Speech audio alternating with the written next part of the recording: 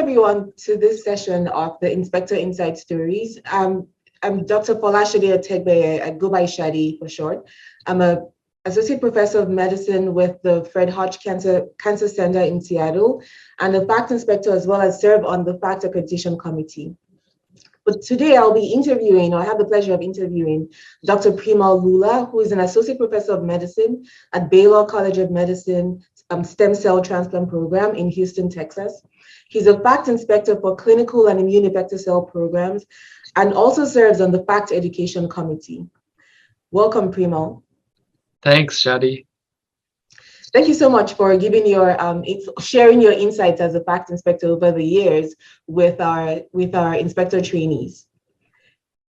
So I will be asking you some questions about your experience, or some of your thoughts, or nuggets from your experience in conducting fact inspections, but particularly from the perspective of contingency planning and how to work effectively as a team. To begin with, let me just start off with, I'm sure you have served many times as a team leader for inspections. Can you share with us what you think, or what you see as the responsibilities of a team leader? Yeah, thanks, Shadi. And yes, as you know, one of the jobs that's handed out to the clinical inspector often is the job of being the team leader. And FACT has detailed the responsibilities of a team leader very nicely on its website and its policies.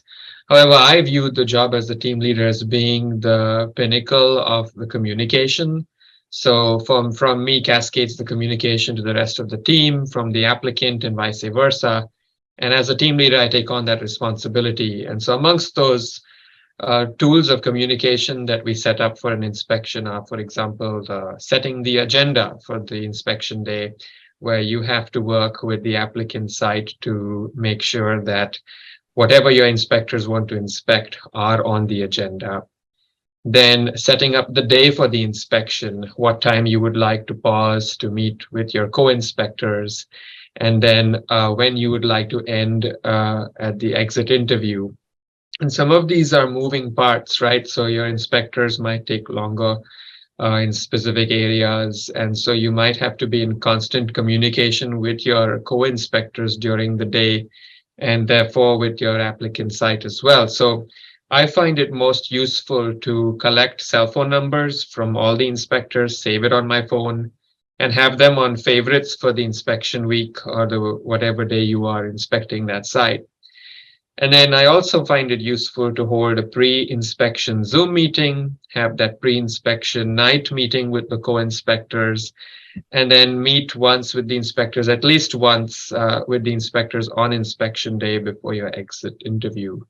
And so these are what I view as the responsibilities of the team leader. And thus, I recommend to future inspectors to, when you are chosen to be the team leader, try to focus your attention on communication, getting cell phone numbers, staying in touch throughout, and that goes a long way during your inspection. Yeah, no, that's really great. Now, so as the team leader, so you've done all of this pre-work before arriving at, I don't know, the site of the city where you're having the inspection, and then you're convening the pre-inspection meeting, like a lunch or dinner before the inspection, and you're all kind of getting together, and then you suddenly get a call from one of the inspectors. So maybe you're inspecting a site where there's an adult and there's a pediatric program, and then you get a call from the pediatric inspector saying that unfortunately their flight was completely delayed, or someone was sick, and we're middle of a pandemic. How do you handle that situation when you're suddenly out of an inspector? Wow, that's a great question, and I wonder if I was chosen to do this because I live in Houston, and and I was affected once with a thunderstorm, not an official hurricane, and I couldn't leave on time for my fact inspection. Wow. And this was a 2-day inspection where I was going to inspect the adult site and the pediatric site. And somehow I managed to get there at 2 a.m. For the inspection that was to start the next day. So I missed, just the scenario you pointed out, I missed the pre-inspection dinner with my co-inspectors. Thankfully, I did two things that in retrospect now I always do after that. One, I scheduled my travel bookings through the FACT appointed travel agent.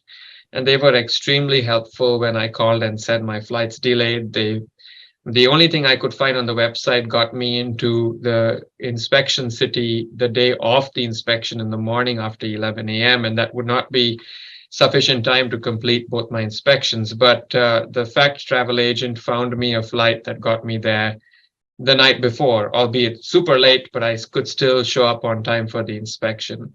And the second thing that came very handy was I had done a considerable amount of pre-inspection review of this program. And so I told my apheresis and my processing inspector from the airport before flying out that I'm not making it for the dinner, but these are the areas I would like that, if you don't mind, that overlap with your areas, you could also let me know about in case I'm late, and then that'd be easier to catch up. And so I find that communication being key in avoiding, delays at inspections, and also if the inspector cannot show up.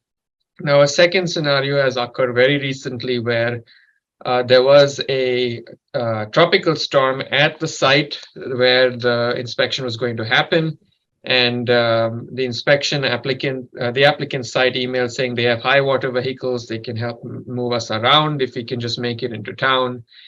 And we asked FACT for guidance because this was 2 days before, and they said that the best thing they can say is whoever can make it will perform the inspection of that discipline and try to help out the other inspectors. Thankfully, we all made it, albeit a couple of our inspectors arrived late. We had communicated, just like you had said, our pre-inspection dinner, we kind of did it virtually. So we were prepared for what areas the other inspectors had told me. For example, the apheresis inspector told me specific things they wanted me to ask of the applicant side if they didn't show up. And so I was prepared with those questions. And so I guess to summarize that answer, my experience teaches me that preparation is key. Obviously, as the first point, communication is key. And finally, it is always good to have contingencies with your travel bookings, and using a travel agent sometimes is more useful than trying to do it on your own.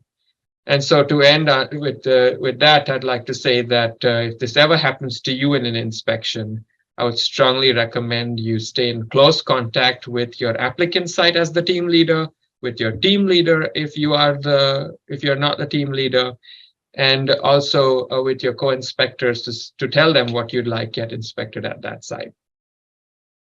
So that's really helpful, and I think that's what you mentioned. The communication it's helpful even when you're all there, and on the day of inspection, when you start to observe that maybe time is like you're starting to run out of time, and then there's some things that you might want that you might be able to glean from your other inspectors that they might have picked up during the course of their inspection. So that communication is really key within the group. Now, the other question that I had is a bit of a provocative question. Is so to give you an example, so you're going to inspect the site. They have in their application, they've defined the programs or the units where they administer cells, for instance, the transplant or the immune effector cells. But then you arrive on the day of inspection, and then in the middle of kind of interviews or something, you discover that cells are being administered or are being infused to patients at a different site, sometimes even a different facility than what is indicated in the FACT application. How do you handle those kind of surprise additions to your inspection scope?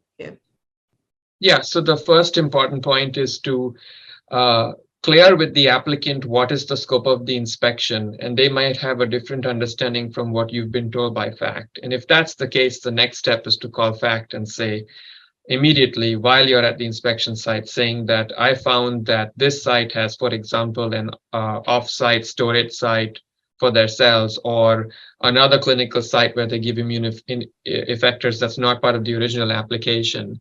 Is it my understanding that I have to inspect this or not?